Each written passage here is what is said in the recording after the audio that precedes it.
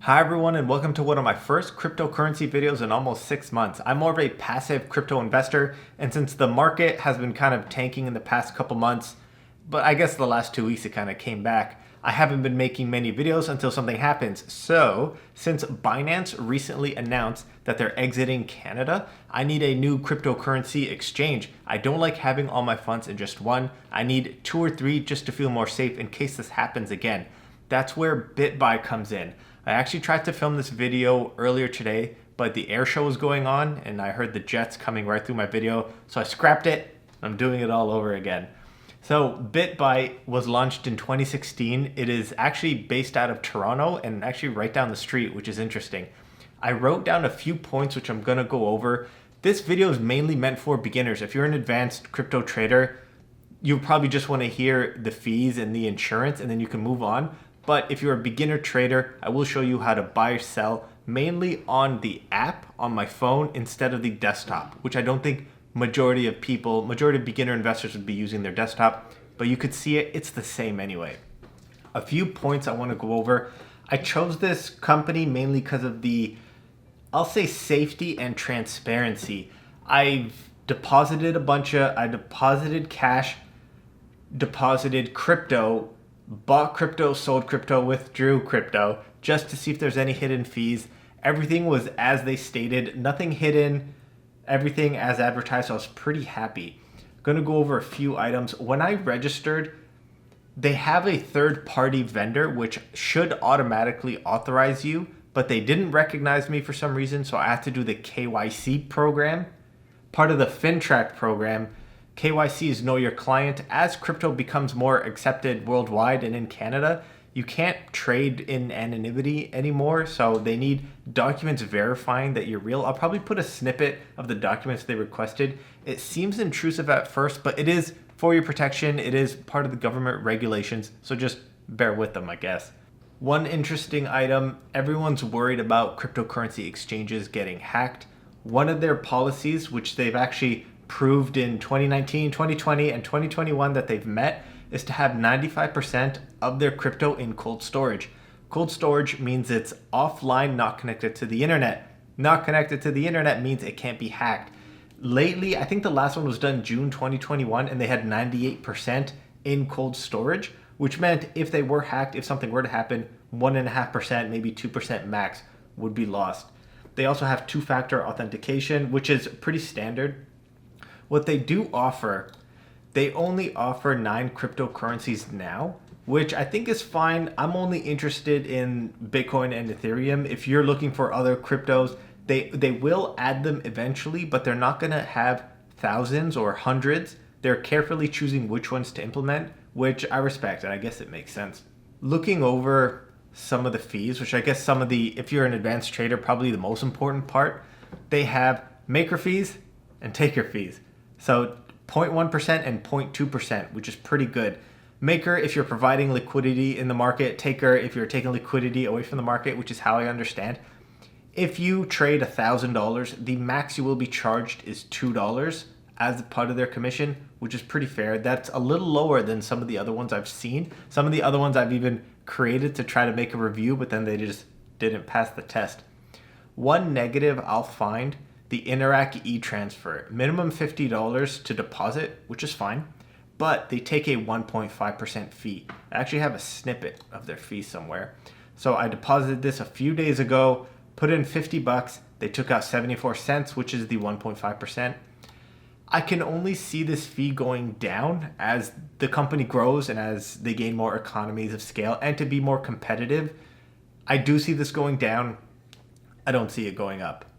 Again, to withdraw, they have the same 1.5% fee within 24 hours.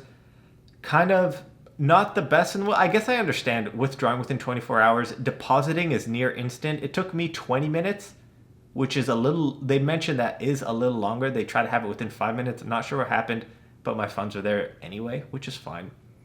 Let's go down. Depositing cryptocurrency is free to deposit, which is standard. Withdrawing cryptocurrency, this is what interested me. Because I'm switching over from Binance, I wanted something less than 0.0005, and they have actually 0.00025. In Binance, I think that fee right now is $32. This is $16, which I'm pretty happy with. So you have to take out 0.001. There is a minimum. I think this is the standard minimum I've seen across a few exchanges. That is all for the fees.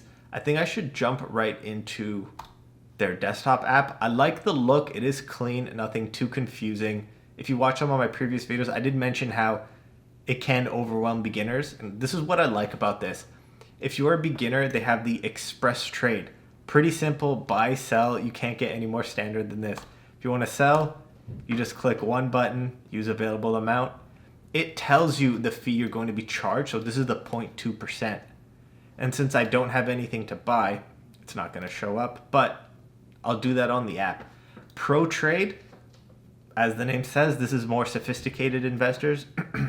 I do like the look. I'm not going to be showing you buying and trading here. I don't consider myself a sophisticated crypto trader, but pretty straightforward. You change at the top left to which cryptocurrency you want, and it's all in Canadian dollars, which is very convenient. Going back to the express trade, I like the look. It pretty much looks the same as the app on your phone. What I wish they had a toggle was to hide all the crypto ones that I don't have, just so it's a little cleaner. It does get a little confusing. It looks like I own everything, but I don't. Again, I had some money earlier, but I bought it making my previous video, and I'll just show you selling it. It also shows your history here, so you can see all your trades.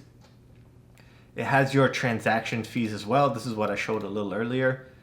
The fees, I kind of wish they had, if they showed the fee for the Bitcoin and then converted it into the dollar amount, just so you could get a better sense. It's just hard just off the top of your head to recognize what this means. I won't cry about it though. Crypto transactions. So I deposited crypto instead of cash, and it's the zero fee. You can see the blockchain record, which is interesting. I don't understand it, but that's what it's there for. Fine.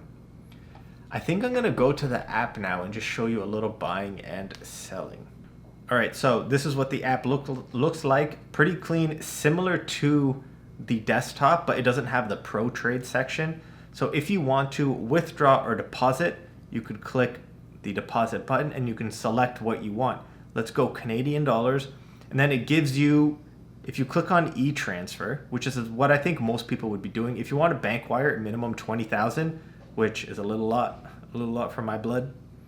Let's click on e-transfer. It gives you the email address, the security question, and the security answer, and just make sure the bank account matches the name you gave them for your crypto account, or else it won't be accepted. If we go back, if you want to deposit Bitcoin, they give you the address, which is standard, and the QR code, and then you could just click copy and you could transfer over. If you want to withdraw, it is the same thing. You click on the e-transfer. It is the same information. You can ask how much to withdraw. Pretty standard here. Let's click on withdraw Bitcoin. Again, you can click use all. They do tell you the fee you're going to use. I can choose the amount. Let's try to use half of what I currently own. I just need an address, which is not available right now, but pretty standard. Oh, what does it say? Please note that due to high network fees, the withdrawal minimum is higher than normal. Okay, so this is slightly higher, 0.00125. No big deal there. I still have that amount. Let's go into trade, and then I'll show you how to buy and sell. So right now I have $0, obviously. Well, if I go to sell, I can use all, and then it'll tell me, just like the desktop app, it'll tell me the fee and how much I'm going to receive. So if I just do let's do half of what I own right now. This is the 10 cents is the 0.2%. Let's go place sell order. Boom, sell order has been placed. So if I go back to the wallets, I should have $50 Canadian. Perfect. Reserve balance. I don't know what reserve balance is, but that's fine. So now that I have the $50, if I want to buy Bitcoin, I can click here, or I can just go to trade. So and I'll go to trade, I'll go to buy. and then I can use all if I want. I wish they had a function where I can choose. Right now it's saying how much Canadian dollars I want to spend buying Bitcoin. I wish they had a function where I could choose how much Bitcoin I want to buy, which could be a feature that could come in the future, maybe after they watch this video. So right now it's telling me the amount I'm going to buy, the fee. Again, this will probably be 0.2%, but I wish they had a Canadian equivalent just so I can understand just mentally what Canadian dollars I'll be spending in fees. I go place order. Order has been placed right away. Perfect. We go back to the wallet section. I know I'm losing like fees every time I do this, but that's fine. And now I have $0 and $109 in crypto. Now, if I want, I can go to limit, and if I want to buy, I can choose the price I want. Wait, use all, use price. Now, if I want to, so you can use, this is the last price sold. I can play around with these numbers up here if I want to scrounge out every penny. I feel like if you're more of a day trader, this would be more of use for you, but I'm more of a market order type of guy. If I want to buy, I'll click use all, place buy order. So I'll have around $110. Let's look at my wallet. $110 of Bitcoin. I think that's all I want to show for now. Is there anything else? It's pretty easy to understand. The fees are understandable. The transaction summary is pretty clear to understand. One more item, just like all other YouTubers, we have to do this shameless plug for referral fees. If you use my referral code, I'll post it in the description and in a comment. I'll pin a comment in this video. If you use the referral code to set up an account and you deposit $250, we will each get $20. So it sounds like a lot when you think of their Interact fees to deposit and withdraw, but that $20 referral should make you a break even. If you deposit $1,200, that fee should be $18 or $19.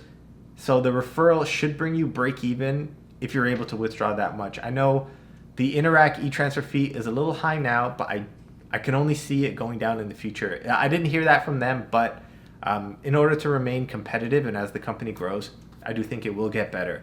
So far, I've been using it for a week. I've had no complaints. I've reached out to their support staff during work hours and after hours just to test how long it'll take to reply. So it was 1 hour from 9 to 5 reply time, and then at 8 p.m. on a Thursday, I think it took an hour and a half, which is pretty good. I think I'm going to leave it here for now. Let me know if you have any questions. Let me know if you want me to review another cryptocurrency or another crypto exchange. I am pretty happy with this one. I'm going to move all my Binance funds into Bitbuy. Hopefully you guys can use my referral code if you want to set up an account. I'm going to leave it here for the last time. Thanks for watching, and tune into the next one.